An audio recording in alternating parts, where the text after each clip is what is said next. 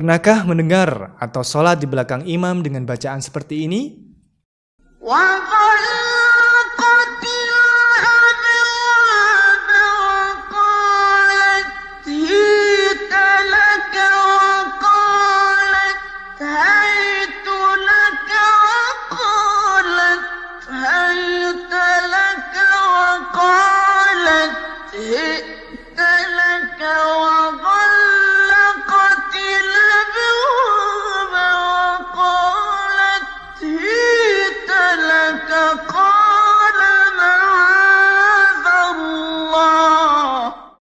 Bacaan tadi agak berbeda dengan yang lazim kita dengar seperti ini. وراودته التي هو في بيتها عن نفسه وغلقت الأبواب وقالت هيت لك. Tapi tenang, itu bukan bacaan keliru atau aliran menyimpang. Itu adalah salah satu jenis riwayat pembacaan Al-Quran. Yuk kita bahas lebih dalam.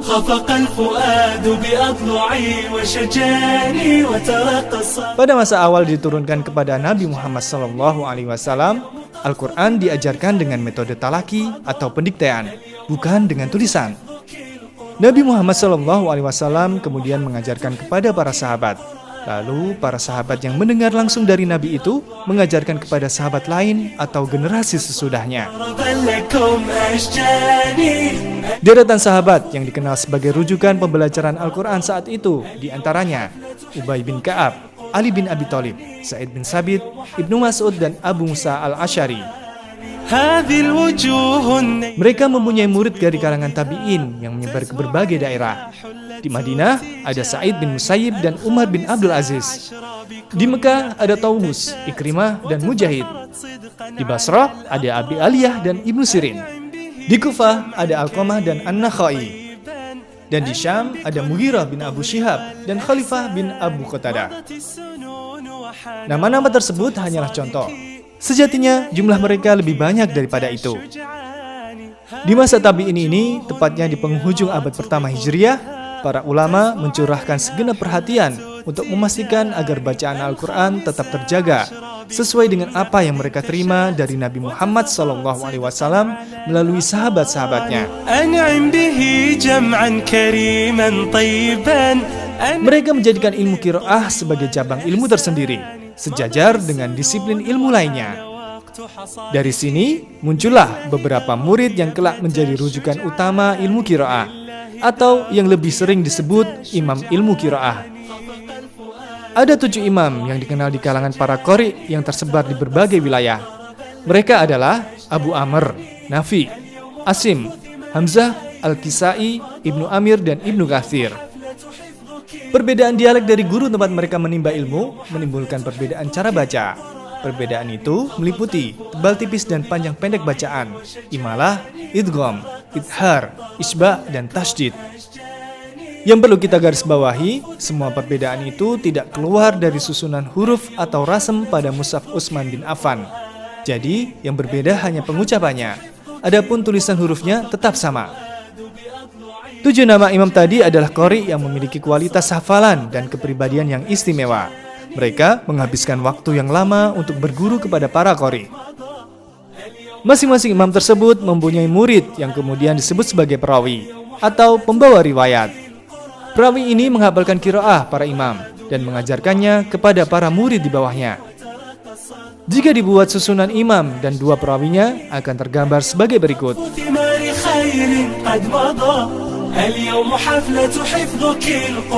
Imam Abu Amr, perawinya adalah Ad-Dawri dan As-Susi. Qala kadzalik qala rabbuki huwa 'alayya hayyin ولنجعله آية للناس ورحمة منا وكان أمرا مقضيا قالت يا ليتني مت قبل هذا وكنت نسيا منسيا. Imam Ibnu Katsir, perawinya adalah Al-Bazzi dan Qanbul. يخادعون الله والذين آمنوا وما يخادعون إلا أنفسهم وما يشعرون في قلوبهم مرض فزادهم الله مرضا ولهم عذاب أليم بما كانوا يكذبون. Imam Nafi Al-Madani, perawinya adalah Qalun dan Warash. وَإِذَا قِيلَ لَهُمْ تَعَالَوْا إِلَى مَا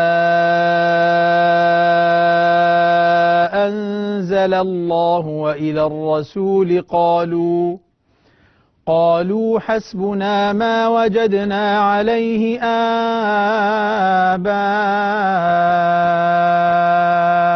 آباءنا أولو كان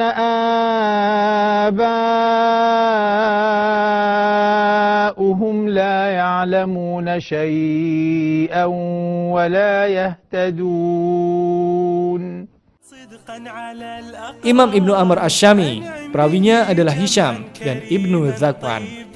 في قلوبهم مرض فزادهم الله مرضا ولهم عذاب أليم بما كانوا يكذبون.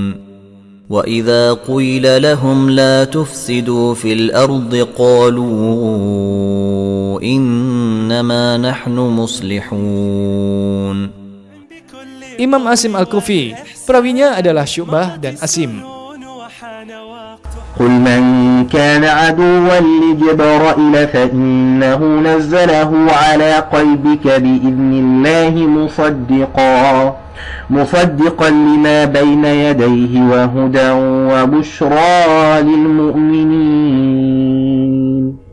من كان عدوا لله وملائكته ورسله وجبرائيل وميكائيل فإن الله عدو للكافرين.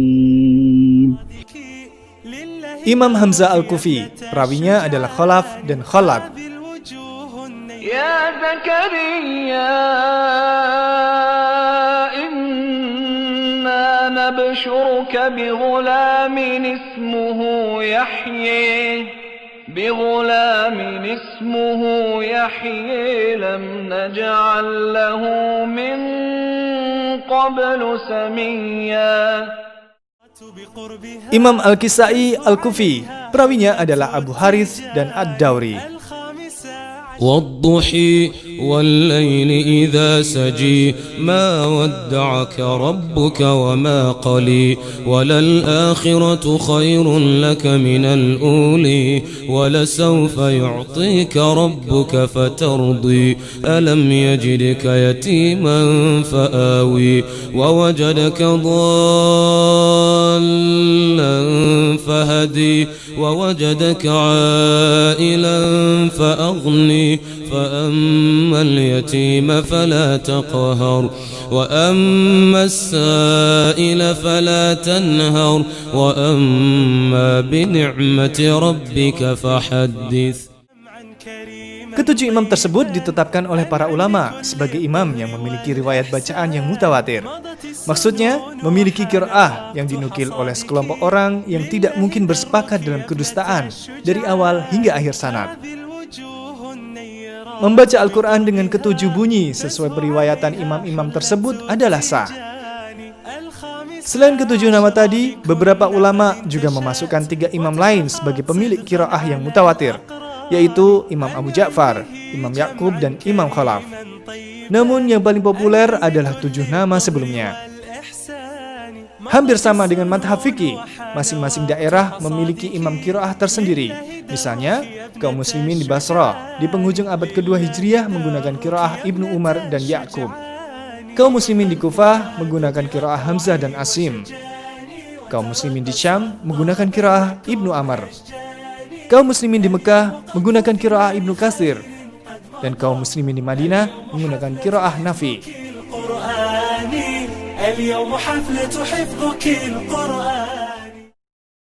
Perbedaan 7 riwayat dengan 7 dialek.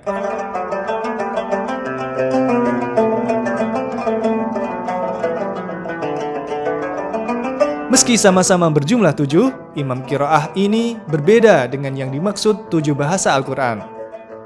Jika kita mendengar kalimat Al-Quran diturunkan dalam 7 dialek atau bahasa Arabnya sab'atu akhruf, yang dimaksud adalah bahasa atau dialek Arab saat Al-Quran diturunkan. Bahasa tersebut adalah Quraisy, Hudail, Thaqif, Hawasan, Kinanah, Tamim, dan Yaman. Untuk menyeragamkan bacaan agar tidak terjadi perselisihan, pada masa Utsman bin Affan, mushaf Al-Quran ditulis menggunakan bahasa Quraisy. Itulah mushaf induk yang menjadi acuan mushaf yang ada hingga kini. Meski demikian, Al-Quran diturunkan dengan bahasa Arab. Padahal pada perkembangannya, Al-Quran tidak hanya dibaca oleh orang-orang yang bisa berbahasa Arab. Untuk menjaga agar tidak terjadi perbedaan makna karena perbedaan atau kesalahan pengucapan, para ulama merumuskan disiplin ilmu baru bernama ilmu tajwid.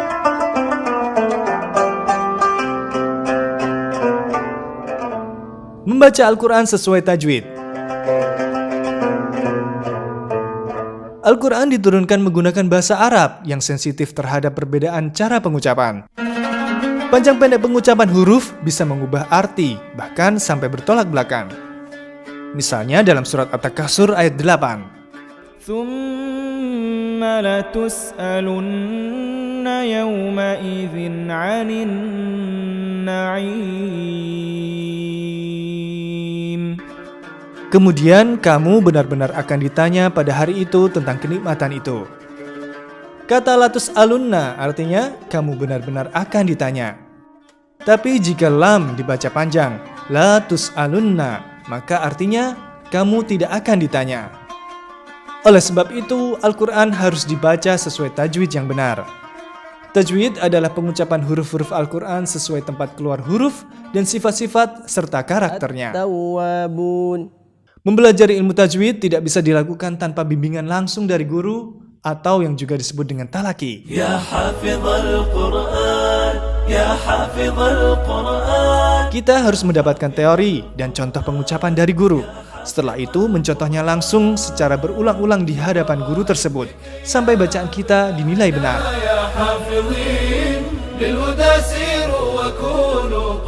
Ibnu Al-Jazari berkata, aku tidak mengetahui cara untuk mencapai puncak tajwid seperti hanya melatih lisan dan mengulang-ulang pengucapan lafal yang dipelajari dari mulut orang yang dapat membaca Al-Quran dengan baik.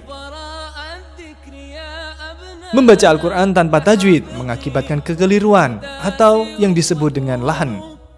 Kekeliruan itu sendiri ada tingkatannya, mulai dari yang ringan sampai yang paling berat yang bisa mengubah makna. Cara membaca Al-Quran ada 3 macam. Pertama, tahqiq, yaitu membaca setiap huruf secara perlahan dan sesuai ketentuan yang telah ditetapkan ulama. Kedua, hadar, yaitu membaca dengan cepat, tetapi tetap menggunakan kaidah tajwid yang benar. Ketiga, tadwir, yaitu pertengahan antara tahqiq dan hadar. Karena itu sudah selayaknya bagi kita untuk terus belajar dan berlatih membaca Al-Quran dengan tajwid yang benar.